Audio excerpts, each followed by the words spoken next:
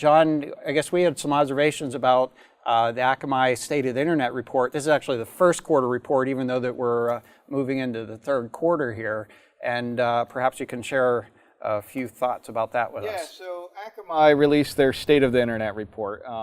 It's an interesting report. I recommend people go take a look at it because it covers a lot of things, not just DDoS attacks, but it also talks about the global IPv4 exhaustion by the different areas of the world, and ARIN versus AFRINIC versus APNIC, et cetera, who has amount of address blocks left and how quickly they're exhausting, connection speeds at various parts of the world, who has the fastest connectivity that they provide to their users within their part of the world.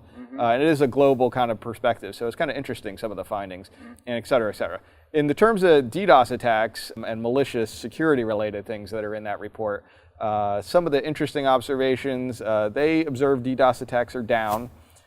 We've kind of seen various things with that. Like I would say in the first quarter, we had a lot of NTP reflection attacks, but certainly the DNS reflection attacks tailed off while the NTP stuff went up.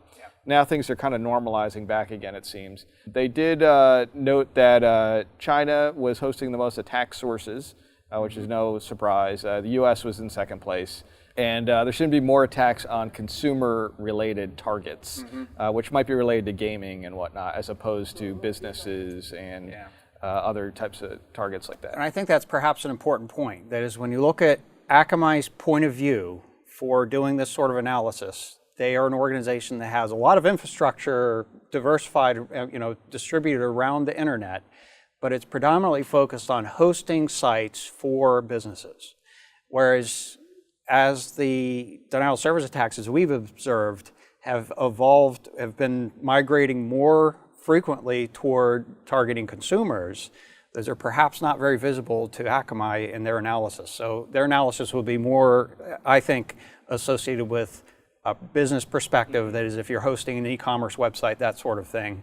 And perhaps it was actually down in that, in that particular category. Right. One of the things I thought was interesting is they present a picture very similar to what we show, week after week, which is kind of their perspective of the scanning activity that they're picking up on the internet. And you can see it's very carbon copy of what we kind of talk about, although theirs is aggregated across an entire quarter. We're kind of showing you how it's changing week after week. I thought it was interesting to see that there is some other corroboration to similar findings to what we show every week in terms of the activity.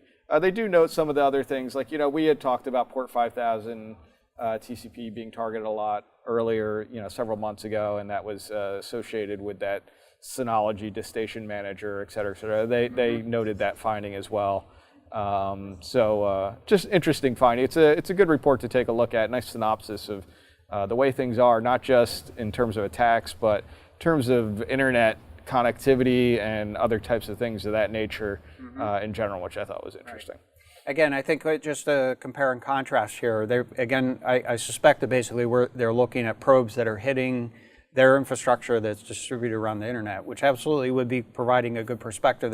Might be something, it would essentially be from essentially dark space analysis from their point of view. That is, they're not expecting these connections to be coming into those particular IP addresses. Whereas one of the things that is a little subtly different in the way that we do the analysis is that we're looking at flow data in general across the network. And so it may be that some destinations are expecting those connections. So one example where it's slightly different is we do pick up P2P activity that they wouldn't necessarily pick up because there is no P2P destination in those cases. So there are some subtle differences that would show up in the data. And I just thought it would be useful to sort of compare and contrast those two. That's a good point.